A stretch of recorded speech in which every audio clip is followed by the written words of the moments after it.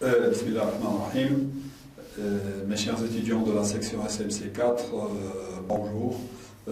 Aujourd'hui, je vais essayer de continuer un petit peu sur l'avancée du cours précédent, à savoir faire un petit peu la partie loi d'échantillonnage avec les principes de l'estimation statistique. Donc, on va essayer un petit peu de rentrer dans la pratique de la statistique inférentielle avec l'une des deux composantes, à savoir l'estimation statistique. Je vais commencer d'abord par la définition d'un échantillon. On appelle un échantillon théorique d'une variable aléatoire de grand X la donnée de n variables aléatoires que je vais noter x et y, qui ont la même loi que x et qui sont deux à deux indépendantes. Et je vais appeler échantillon empirique, théorique, ça c'est pour la rime, mais empirique c'est exactement observé. Tout ce qui est observé c'est empirique. Un échantillon empirique d'une variable aléatoire, c'est la donnée de n valeurs, donc n observations, obtenues dans les mêmes conditions et d'une manière indépendante les unes des autres. On refait une expérience dans les mêmes conditions avec l'obligation de ne jamais donner une valeur en fonction de celle qui la précède. Donc, on fait des expériences dans les mêmes conditions et on prend les valeurs qui sont observées d'une manière tout à fait naturelle, sans qu'il y ait une influence quelconque. La première définition, je vais appeler la loi d'échantillonnage. On a la loi d'échantillonnage de base qui est la loi normale. Nous avons dit que c'était une loi très importante en statistique, mais il y en a qui sont un peu déduites ou issues de la loi normale. La première, c'est la loi du qui-2. La loi du qui-2, si nous avons un échantillon de taille n de la loi normale 0,1, de la loi centrée réduite, normale centrée réduite, alors la somme des i au carré, la somme des carrés de ces variables aléatoires normales centrées réduites indépendantes, c'est une loi qui est dite de qui-2 à n degrés de liberté. Cette loi, on la note avec la notation qui-2, etc. Cette loi admet une table statistique. Donc, il y a des tables statistiques telles que celle-ci, qui donnent pour des probabilités assez spéciales. Nous verrons ça plus tard quand on fera des estimations par intervalle de confiance. Et la loi d'échantillonnage que je considère, moi, d'ailleurs, j'ai dit que la première loi d'échantillonnage que je peux considérer, c'est la loi normale, via le fait que x bar moins mu sur sigma sur racine de n, ça suit la loi normale 0,1. Ça, c'est la première loi d'échantillonnage basique.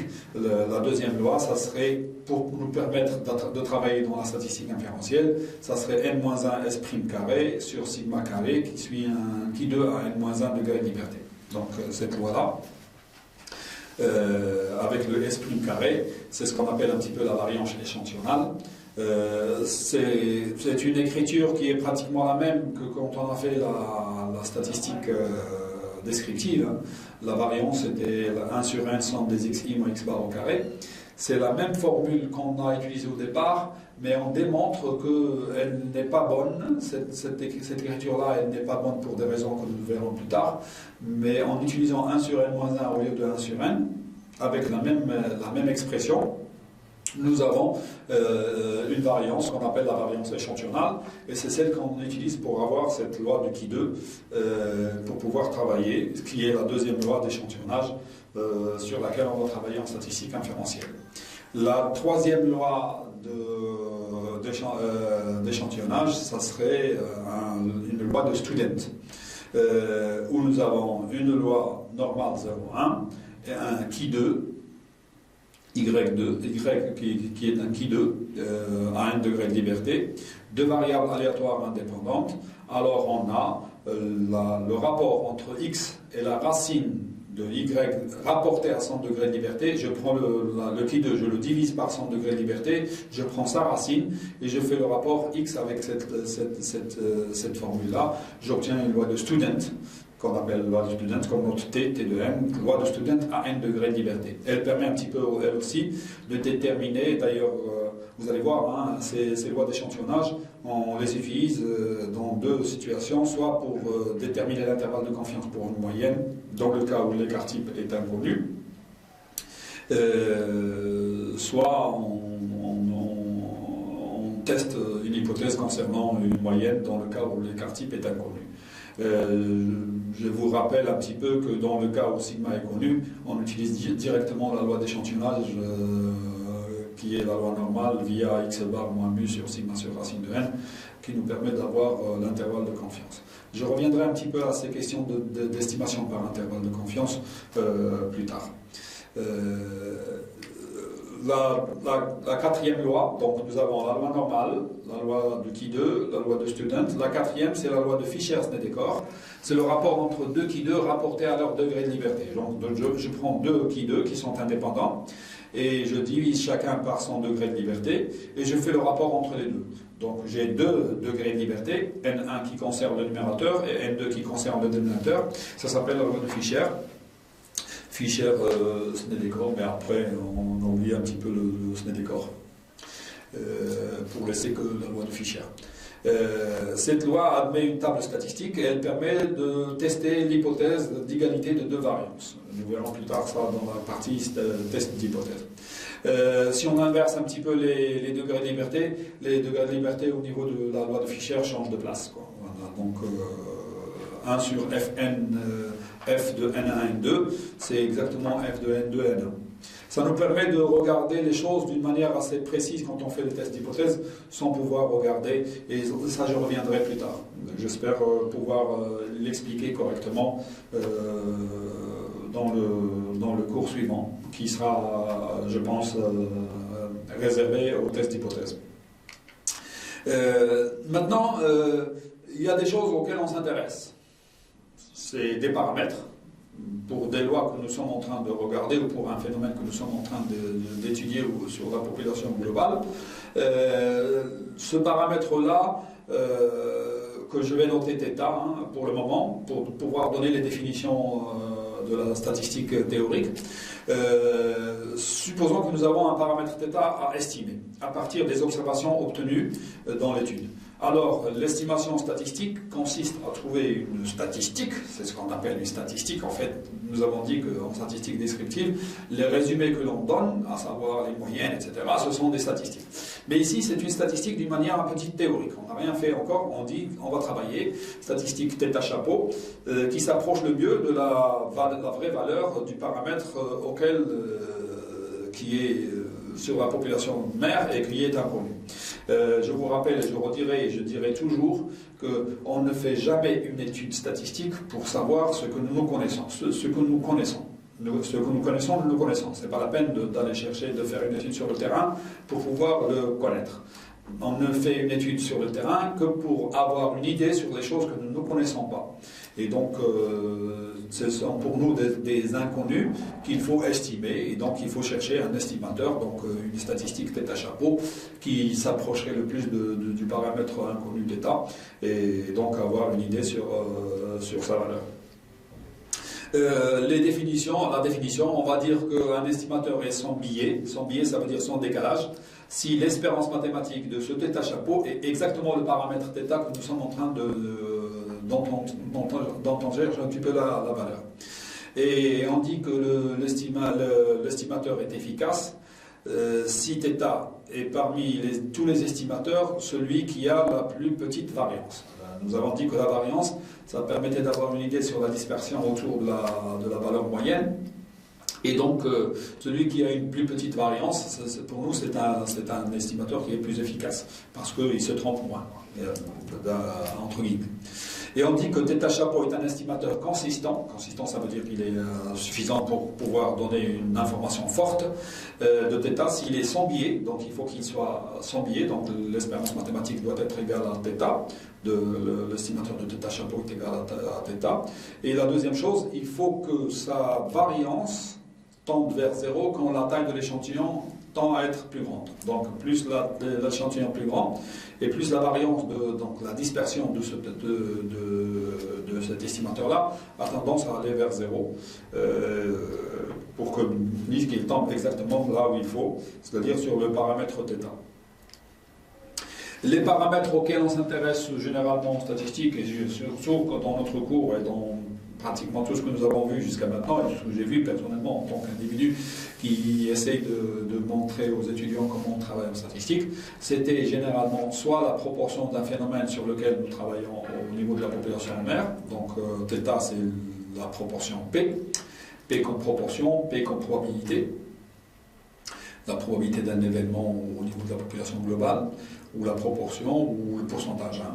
Donc ce sont des noms qui reviennent un petit peu pour pouvoir dire que le P, c'est un choix qui est assez spécial pour ce paramètre-là. Et il y a la moyenne théorique, le mu d'une variable aléatoire auquel je m'intéresse, et la variance, ou bien l'écart type de cette variable aléatoire. Donc quand je travaille sur une variable aléatoire, il y a deux choses qui m'intéressent. Ce sont les deux paramètres qui sont intéressants d'un point de vue statistique, à savoir l'espérance mathématique et la variance, ou bien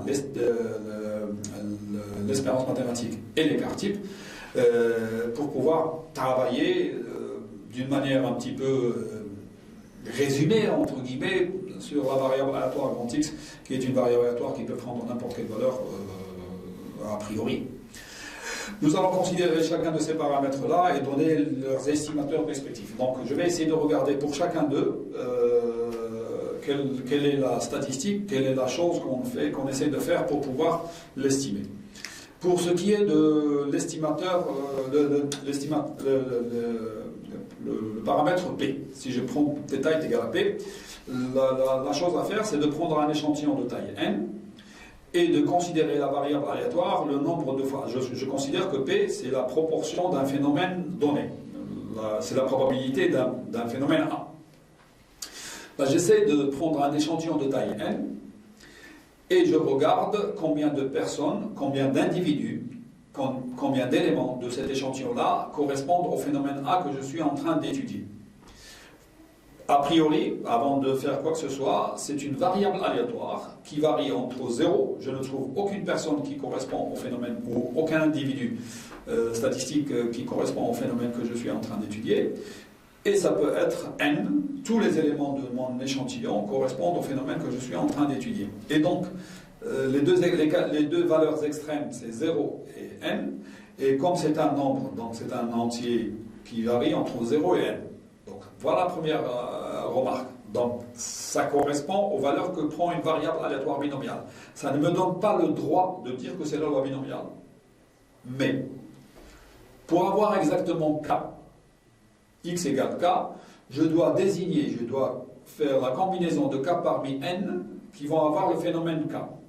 Ceux qui ont le phénomène k, c'est avec une probabilité p, et donc le p fois p, k fois, parce que les éléments sont indépendants, et donc avoir k personnes qui ont le phénomène, les probabilités se multiplient, donc p fois p, k fois, et ceux qui n'ont pas le phénomène, c'est avec une probabilité 1 moins p, et donc ça fait 1 moins p fois 1 moins p, n moins k fois, parce qu'il y a k éléments qui ont le phénomène étudié, et n moins k qui n'ont pas le phénomène étudié. Donc les probabilités se multiplient, c'est ça ce qui donne un petit peu la formule de la loi binomiale et qui nous permet de dire, tiens, x c'est la loi binomiale. Mais nous savons que l'espérance mathématique de x c'est n fois p. Et donc, si je divise par n, le x, si je prends la fréquence observée, c'est ce qu'on appelle la fréquence observée, le x que je trouverai divisé par n, c'est la fréquence observée, c'est un estimateur, donc c'est une possibilité pour chercher le p.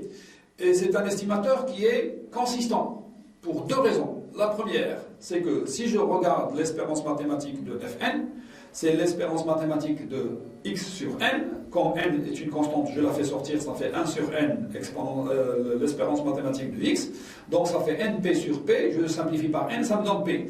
Donc l'estimateur est sans biais. L'espérance de Fn, qui est une statistique théorique, donc un estimateur pour moi, pour la fréquence observée, c'est un estimateur pour la proportion P que je ne connais pas. C'est un estimateur sans biais, parce que son espérance mathématique, c'est exactement P.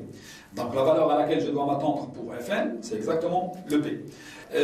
Et la variance de x sur n, comme 1 sur n est une constante, je la fais sortir avec un carré, donc ça fait 1 sur n au carré variance de x.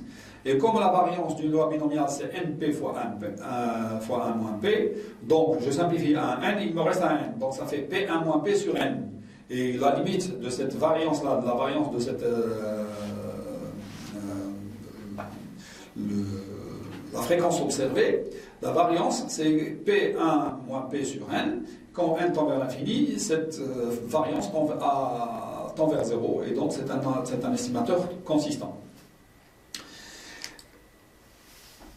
Maintenant pour le deuxième paramètre qui est le mu.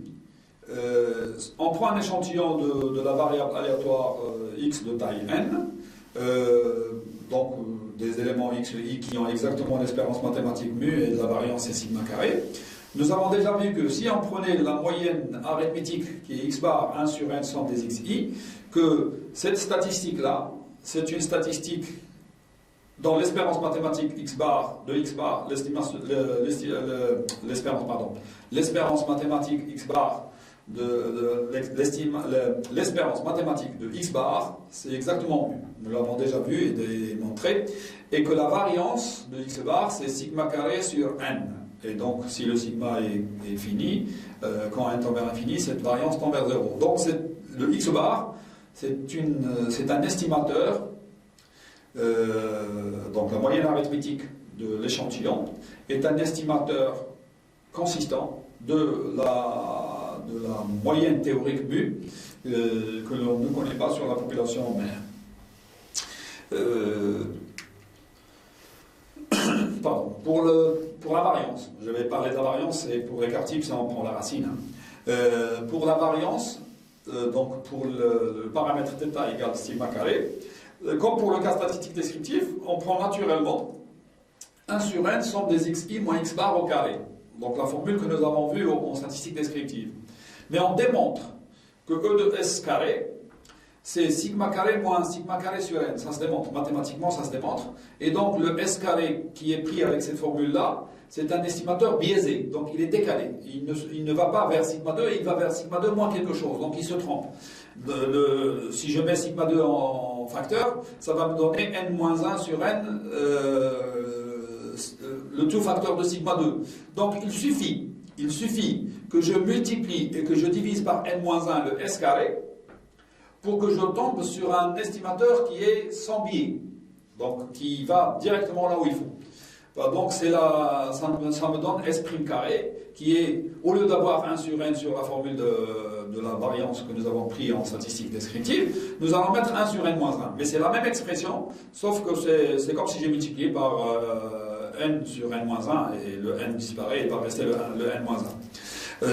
Donc dans ce cas-là, le E de S' carré est égal à sigma 2. Donc c'est un estimateur sans biais.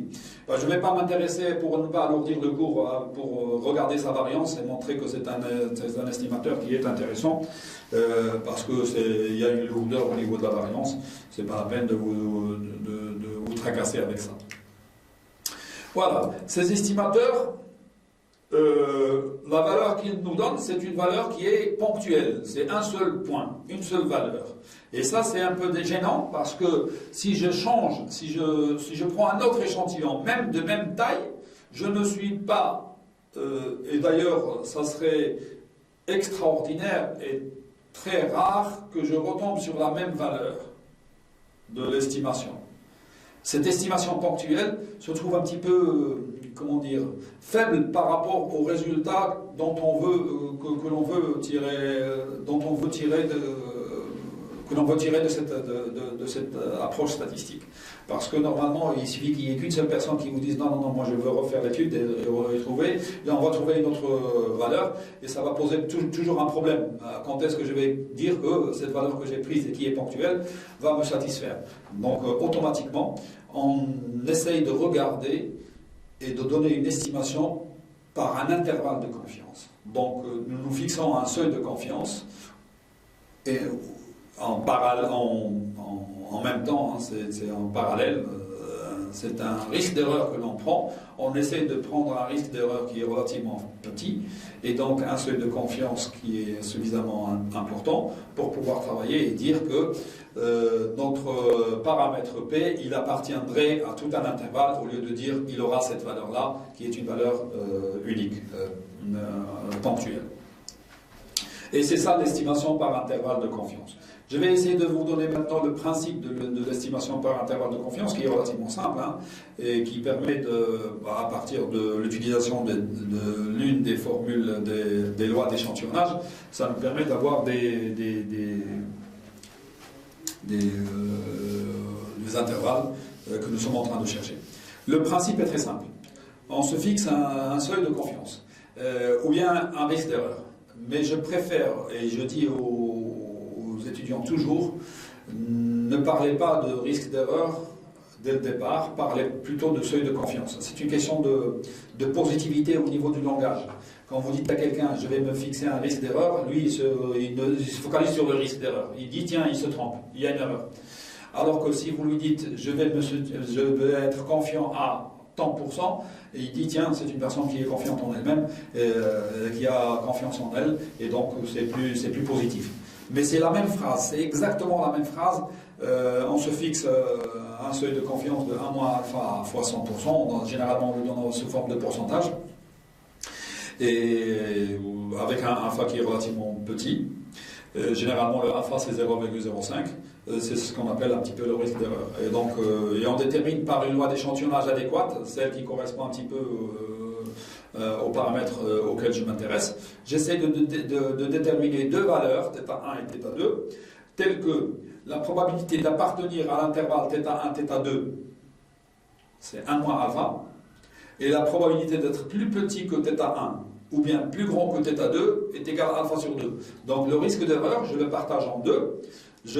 Parce que me tromper, je peux me tromper en allant vers la gauche ou vers la droite. Si j'ai des informations supplémentaires, je peux toujours changer le alpha sur 2 en mettant alpha 1, alpha 2 avec alpha 1 plus alpha 2 est égal à alpha. Mais moi, je préfère alpha sur 2 pour dire que quand je me trompe, que j'aille vers la droite ou vers la gauche, je me trompe de la même manière. Et donc, le risque d'erreur, je le partage généralement en deux, alpha sur 2, alpha sur 2. Mais on peut toujours manipuler, hein, et c'est ça ce qui est un peu dangereux en statistique, c'est que les manipulations, si vous les faites, ça veut dire que vous avez une idée derrière la tête. Et ça, il faut soit la justifier, donc montrer que vous avez raison, soit vous passez sous silence, et dans ce cas-là, c'est comme si vous étiez en train de manipuler les données. Hein, et ça, c'est personnellement, je ne suis pas favorable, parce que je me dis qu'il vaut mieux qu'il y ait une certaine, une certaine approche logique, à savoir que le risque d'erreur, je le partage en deux, alpha sur 2, et je travaille. Hein.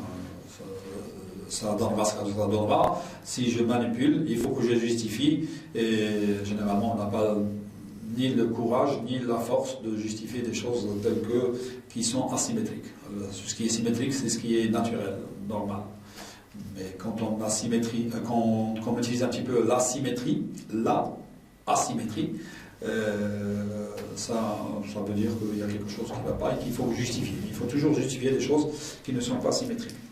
Et dans ce cas-là, le θ1, θ2, l'intervalle θ1, θ2, ce serait l'estimation par intervalle de confiance pour mon paramètre θ.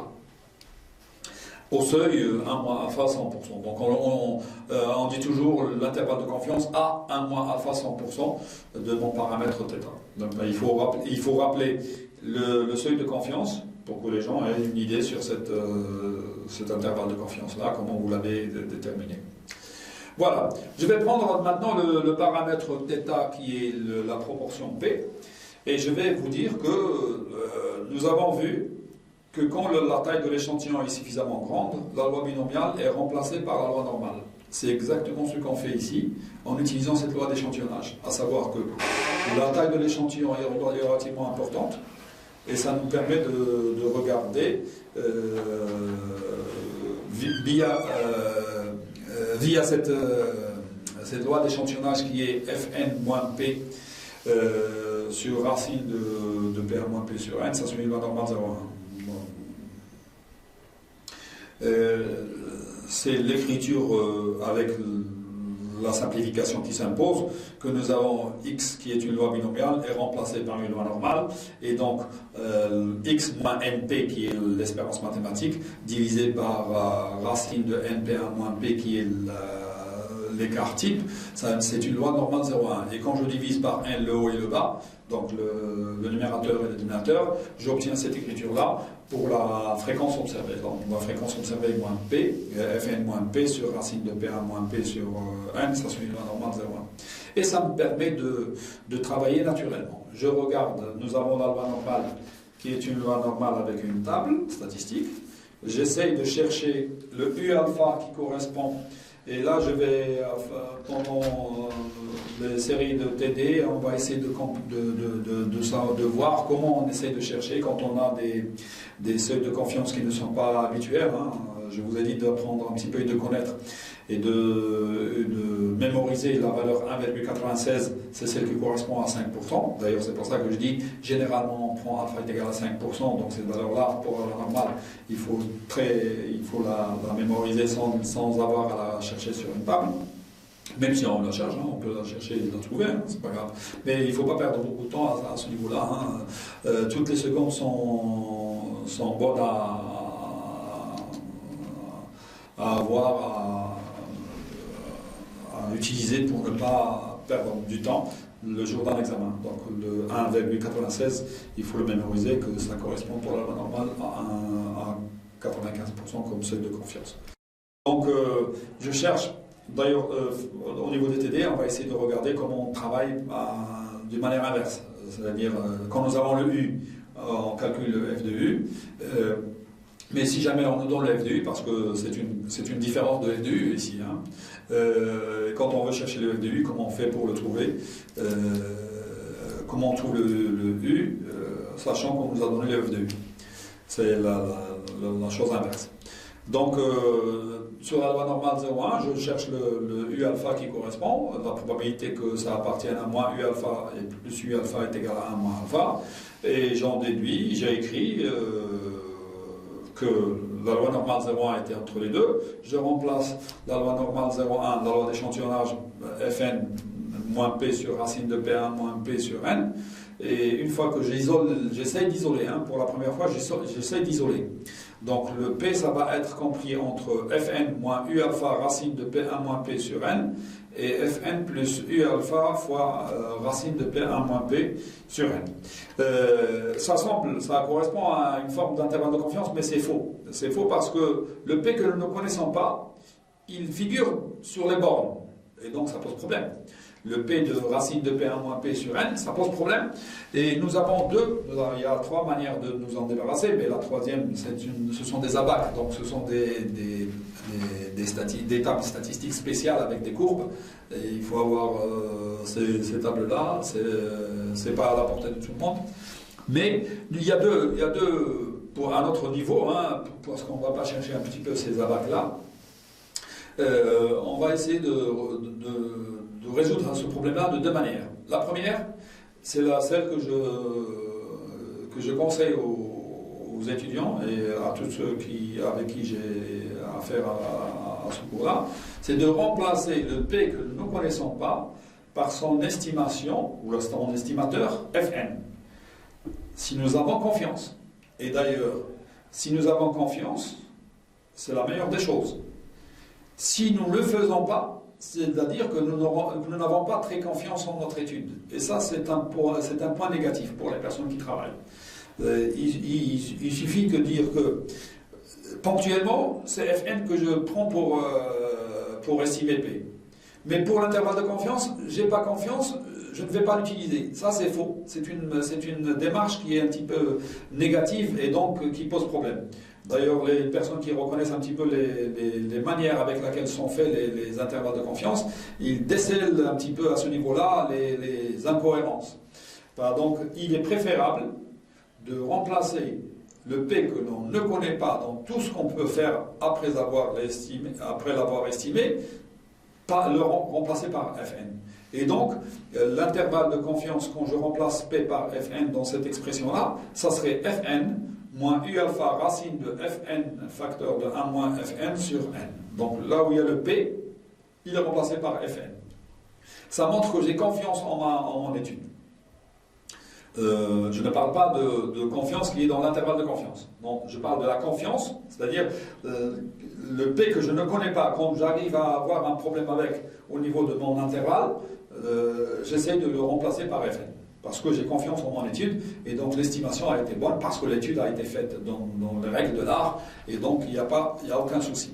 La deuxième, j'ai déjà dit que, et c'était pour la loi faible des grands nombres, d'ailleurs la loi faible des grands nombres, quand on dit faible des grands nombres, ça veut dire qu'on l'a affaibli, on a pris le plus large possible. C'est quand on affaiblit une formule, ça veut dire qu'on prend le plus large, on essaie de prendre le plus large. Nous avons vu que P, facteur de 1 moins P, est toujours plus petit que 1 quart. Et donc, je vais essayer d'aller le plus loin possible, parce que P, 1 moins P ne peut pas dépasser 1 quart. Et racine de 1 quart, c'est 1 demi. Et donc, l'intervalle, ce serait Fn moins U alpha 1 sur 2 racine de n, et Fn plus U alpha sur 2 racine de n. Et dans ce cas-là, c'est un intervalle qui est plus large, mais avec la mésaventure de sous-entendre que le Fn, je n'ai pas confiance en lui, et ça c'est mauvais pour une étude statistique que vous risquez de faire, ou que vous faites généralement. Voilà, je vais prendre un exemple d'exercice. Soit P, la proportion de personnes intéressées par l'achat d'un certain produit. Sur un échantillon de 144 personnes, 84 se sont déclarées intéressées.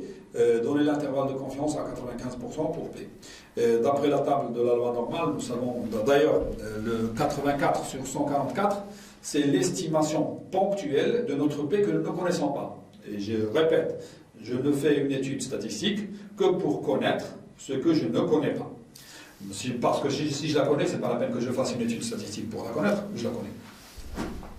Donc, d'après la loi normale, à 95%, ici le seuil de confiance est 95%, donc le risque d'erreur c'est 5%, mais je parle de seuil de confiance plutôt que de risque d'erreur.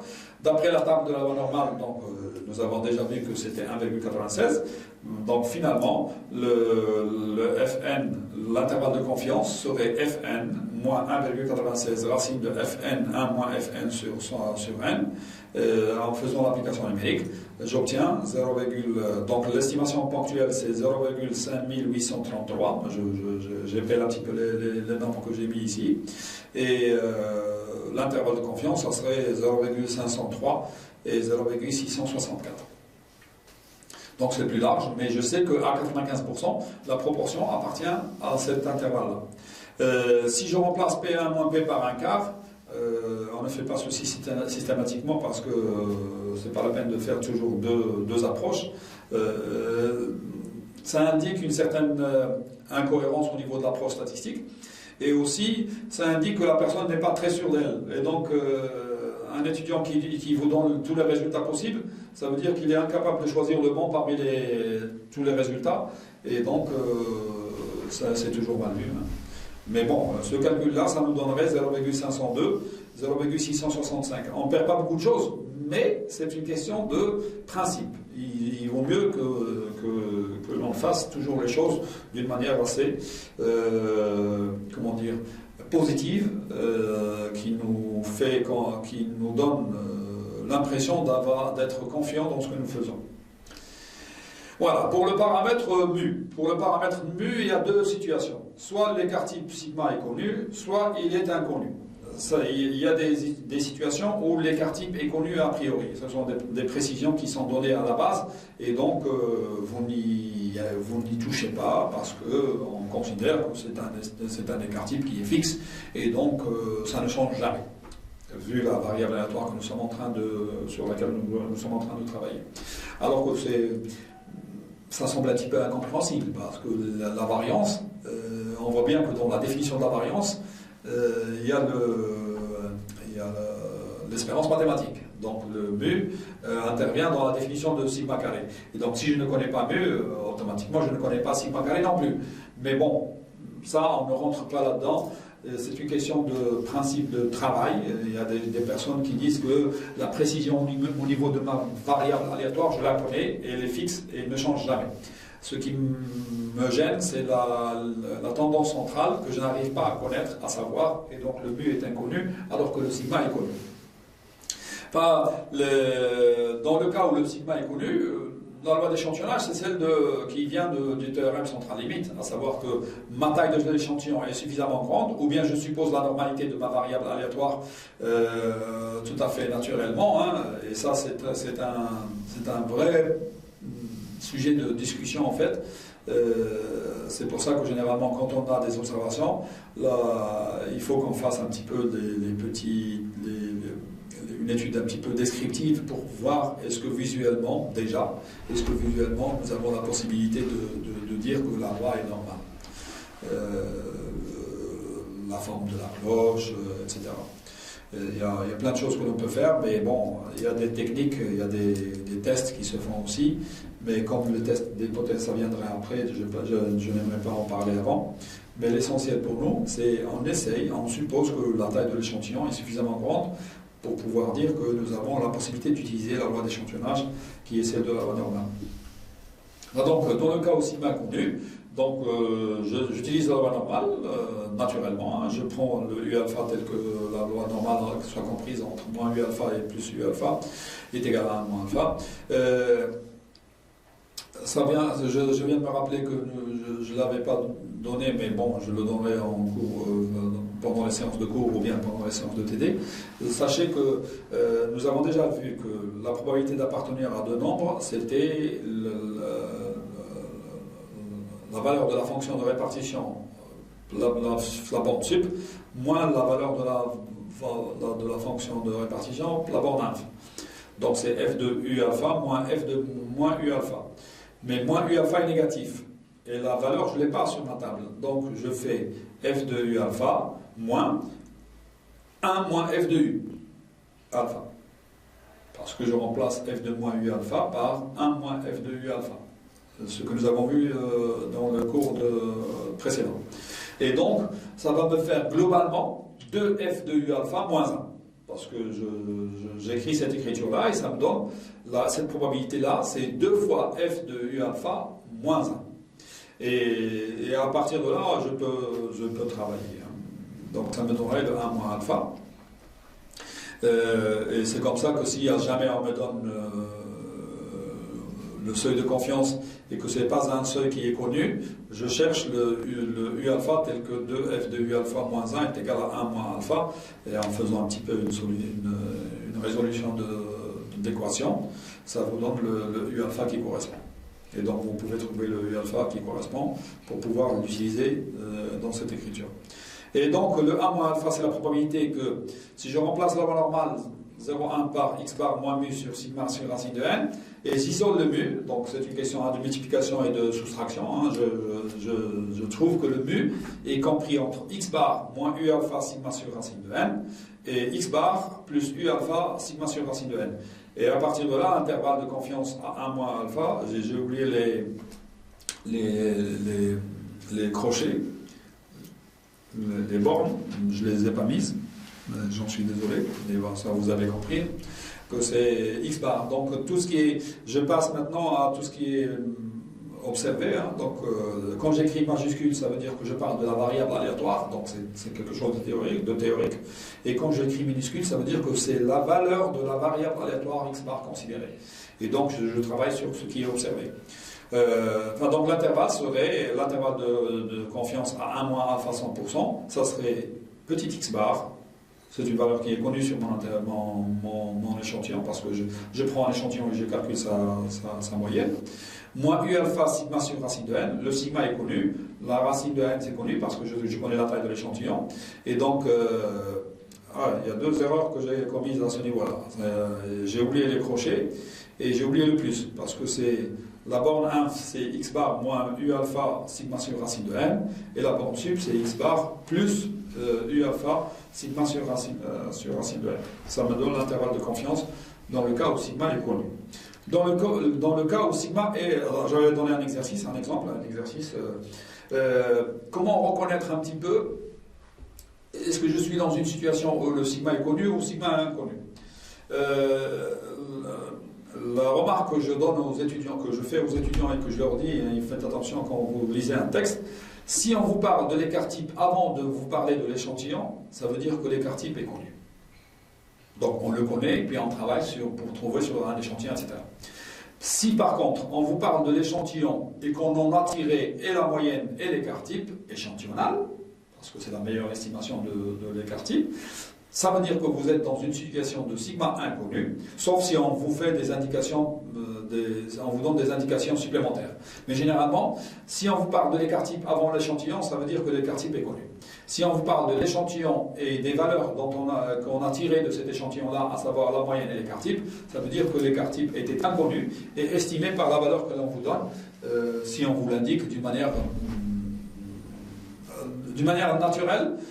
Quand on veut prendre la meilleure estimation pour quelque chose que l'on ne connaît pas, on prend l'écart type échantillonnal. D'ailleurs, sur les calculatrices, vous avez les deux écarts types, c'est le point sur lequel maintenant je vais insister. Si on fait de la statistique inférentielle, donc estimer les paramètres que l'on ne connaît pas, maintenant vous êtes dans l'obligation. Avant, vous pouvez choisir n'importe quel écart type pour donner une information. C'était la statistique descriptive. Maintenant, dans la statistique inférentielle, vous avez deux possibilités, soit l'écart type avec 1 sur racine de 1 sur n, etc., ou bien l'écart type avec racine de 1 sur n moins 1, etc. Normalement, si vous devez choisir, vous devez choisir le meilleur. Parce que 1, c'est un estimateur qui est biaisé, donc décalé, il se trompe toujours, alors que l'autre, il est sans biais, donc il tombe là où on veut qu'il tombe. Par conséquent, vous êtes censé, quand vous prenez un écart type, vous prenez le deuxième écart type. Sur les calculatrices, on vous donne les deux. Un qui est appelé écart type de la population, donc si vous connaissez toute la population, c'est le bon. L'autre est appelé l'écart type de l'échantillon. Donc si vous n'avez qu'un échantillon, ce qui est le cas dans les études statistiques que nous faisons pour faire de la statistique inférentielle, c'est celui qu'il faut prendre. Donc, quand le n est très grand, on peut considérer que les deux sont pratiquement égales, mais d'un point de vue logique, d'un point de vue choix, vous devez choisir le deuxième au lieu du premier que nous avons mis en statistique descriptive a priori. Donc ça c'est très important. Du moment que nous avons cette information, à savoir l'écart type est connu est égal à 4, sur un échantillon de taille 144, la moyenne arithmétique a été de 16,67, donc c'est une estimation ponctuelle. Donner l'intervalle de confiance à 90%. Là, j'ai changé un petit peu le seuil de confiance pour pouvoir utiliser d'autres valeurs pour la loi normale. Nous travaillons avec la loi normale. Et donc, je regarde sur la table la valeur qui laisse avant elle 95%. Donc, en prenant la table de la loi normale, la fonction de répartition de la loi normale, celle qui donne tout ce qui est plus petit que, je regarde à l'intérieur, et ça c'est une manière de chercher le U alpha. Donc, celui qui correspond à 90%, normalement 90% entre moins U alpha et plus U alpha. Donc, 5% après U alpha, 5% avant moins U alpha. Si je rajoute le 5% qui est moins U alpha, c'est-à-dire que f de U alpha est égal à 0,95. Parce que 90 entre les deux, plus les 5% qui sont avant moins U alpha, donc ça fait 95. Je regarde sur ma table de la loi, de la fonction de répartition de la loi normale, là où se trouve 0,9500. 9500, il n'est pas exactement sur la table, mais il est entre deux nombres. Il est entre 0,9495 et 0,9505, exactement au milieu. Et il y a 5 pour 10 000 d'un côté et 5 pour 10 000 de l'autre. Donc normalement, je dois prendre la demi-somme. Le 0,9495, ça correspond à 1,64 et 0,9505, ça correspond à 1,65. Et donc, le U alpha, c'est exactement la demi-somme. Et la demi-somme, ça serait 1,645. 1,64 plus 1,65 divisé par 2, ça me donne 1,645. Voilà, donc la probabilité d'appartenir à moins 1,645 plus 1,645 pour la loi normale 0,1, c'est égal à 0,90, à 90%. Et donc, d'après la loi d'échantillonnage que j'ai, qui est la loi normale, 0,1 pour x bar moins mu sur sigma sur racine de n, je fais la multiplication et ça me donne petit x bar moins 1,645 fois 4 sur racine de 144 et 7,67 plus 1,645 fois 4 racine de 144, ça me donne un intervalle de confiance de 16,12, 17,22. Donc la valeur ponctuelle, l'estimation ponctuelle c'est 16,67 et l'intervalle de confiance c'est 16,12, 17,22. Je vous invite à refaire les calculs, hein, parce qu'il se peut que je me trompe au niveau calculatoire, mais bon, je me dis que j'ai confiance en ce que j'ai fait, donc je vous donne ces valeurs-là, mais vous êtes censé les vérifier, hein. Si jamais vous avez trouvé une erreur, vous m'en parlez, et je corrigerai avec le remerciement d'usage. Maintenant, le deuxième cas, si l'écart type est inconnu, et bien dans ce cas-là, on utilise le fait que nous avons une loi normale 0,1 qui est x bar moins mu sur sigma sur racine de n, et le fait que n moins 1 s' carré sur sigma carré, ça suit un qui 2 à n moins 1 degré de liberté. Il y a un théorème qui dit qu'il y a une certaine indépendance entre les deux, là en statistique théorique, et donc je vais, pour éliminer le sigma que je ne connais pas, parce que la loi de base c'est x bar moins mu sur sigma sur racine de n sur une loi normale 0,1, mais comme le sigma est inconnu, ça me pose un problème.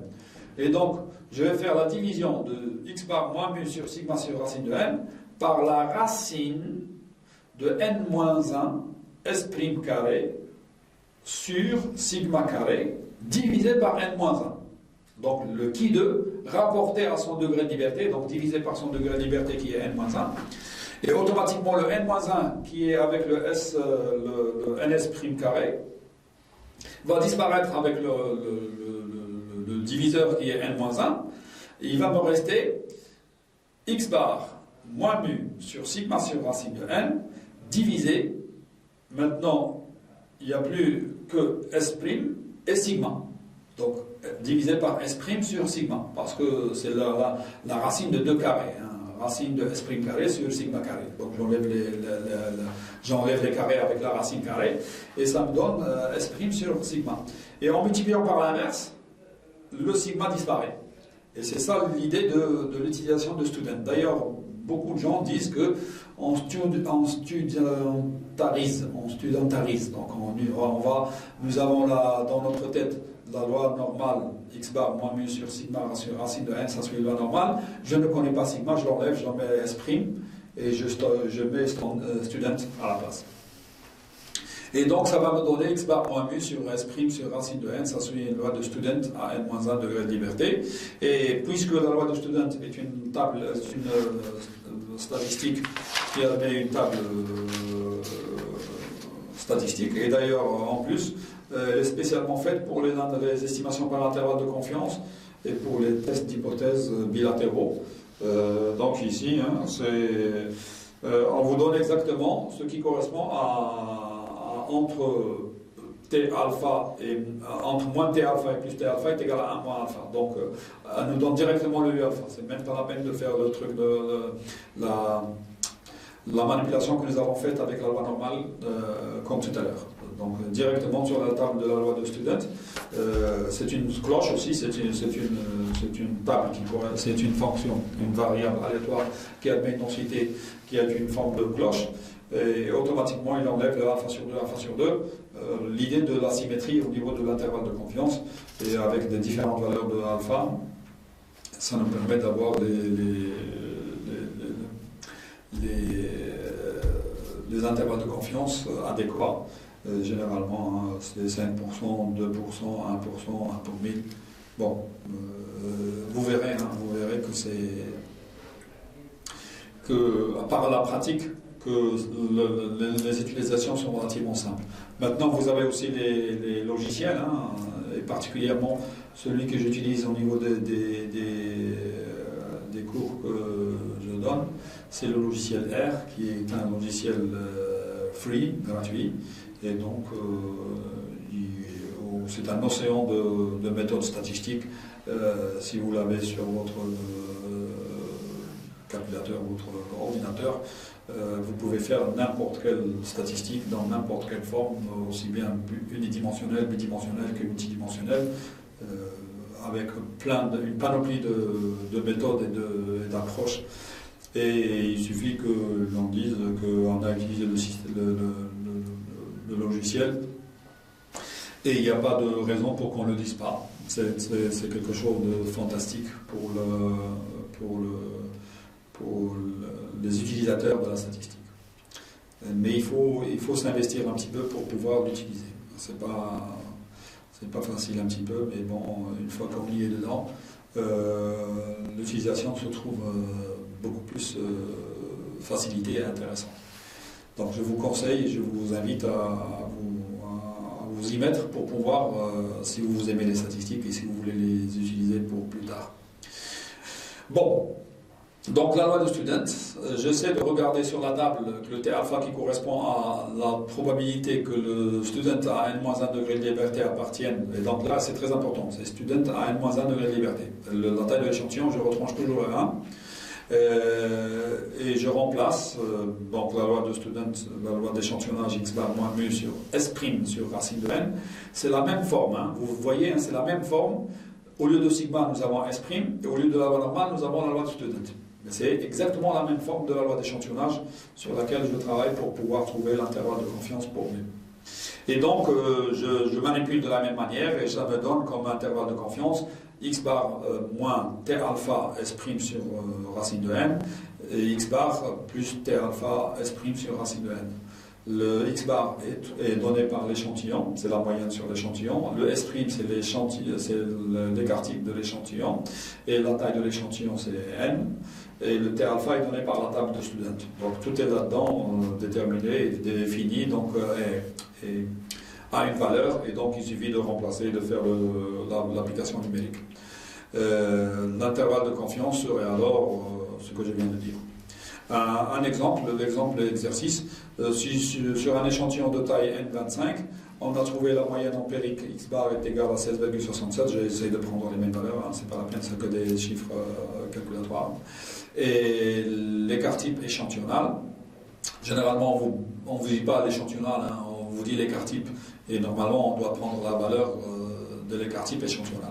Ce mot échantillonnal, c'est entre parenthèses, hein, on peut l'enlever, mais quand on vous dit on a trouvé la moyenne et l'écart type, c'est l'écart type avec le racine de 1 sur n-1 que nous avons pris au lieu de racine de 1 sur n. Donner l'intervalle de confiance à 95%, donc là j'ai pris un seuil de confiance qui est connu, mais donc pour alpha égale 5%, je regarde, et pour 24, donc le n-1 c'est 24, je regarde, ça me donne 2,630, il est là, 24, 5%, 0,600,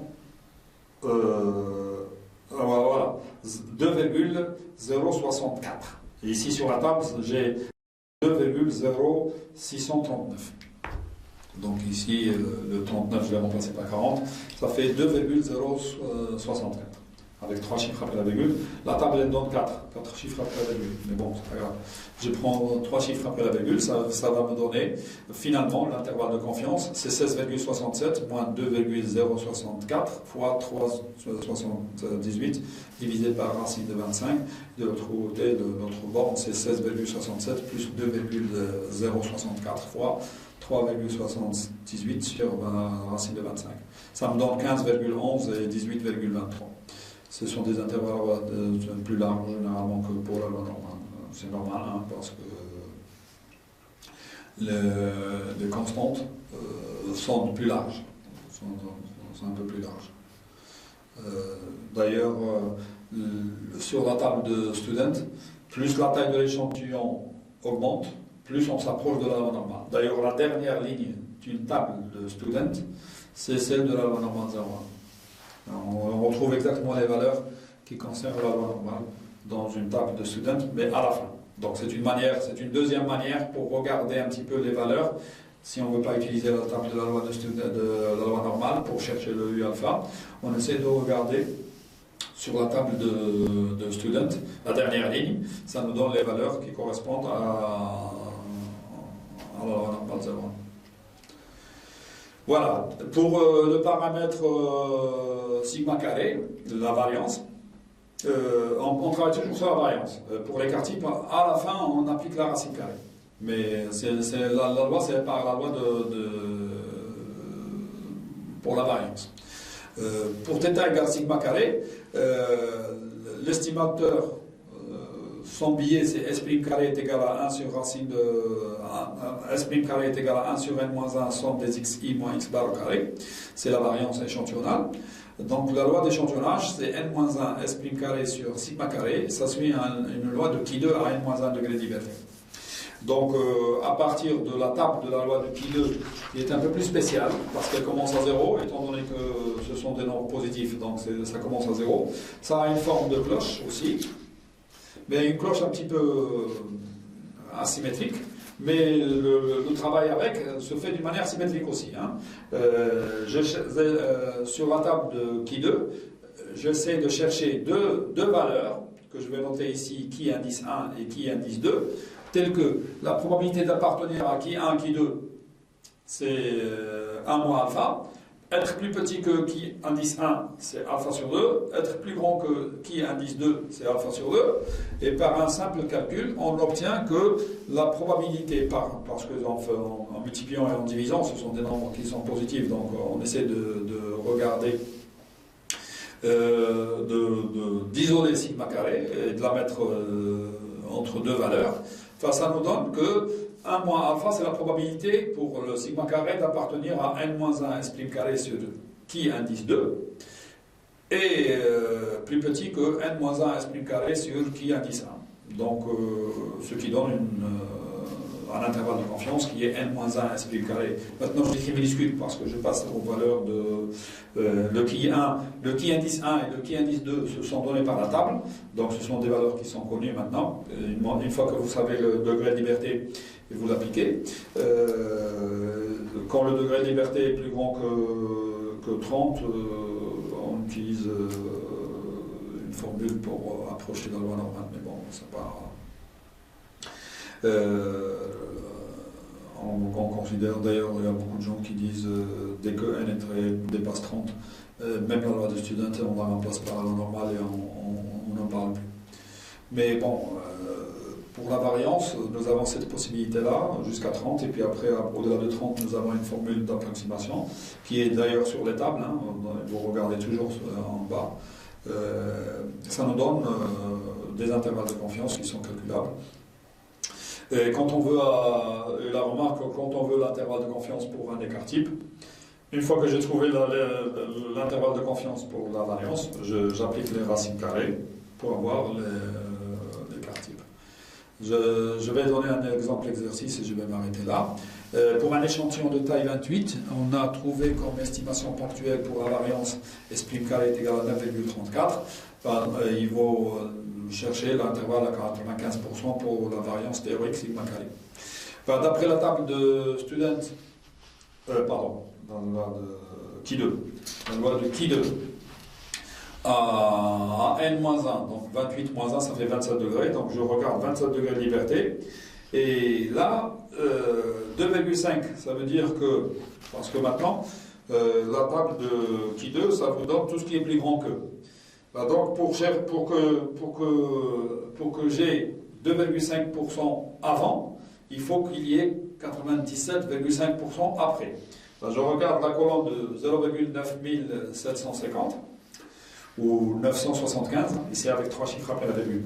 Je regarde la colonne de 0,975, donc ce qui viendrait après c'est 97,5%, donc ce qui est avant c'est 2,5%.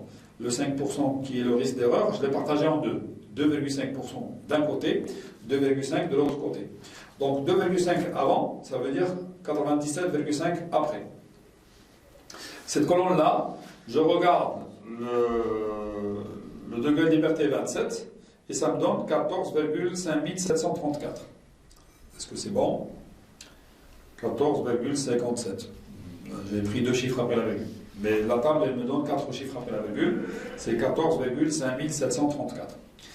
Et le qui indice 2, la deuxième valeur qui est à droite, je regarde la colonne de 2,5%, donc 0,025.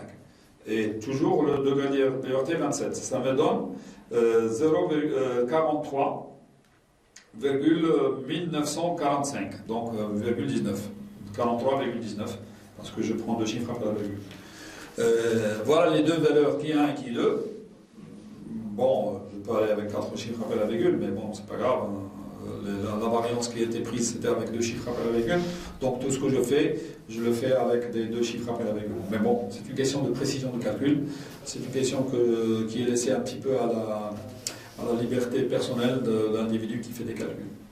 Voilà, donc une fois que j'ai ces valeurs-là, je fais 27, qui est le n-1, fois le S' carré qui est 9,34, je divise par 43,19, le qui indice 2, et l'autre borne, ça serait 27 fois 9,34 divisé par 14,57. Ça me donnerait un intervalle de 5,84, 17,31. Ça, c'est pour la variance.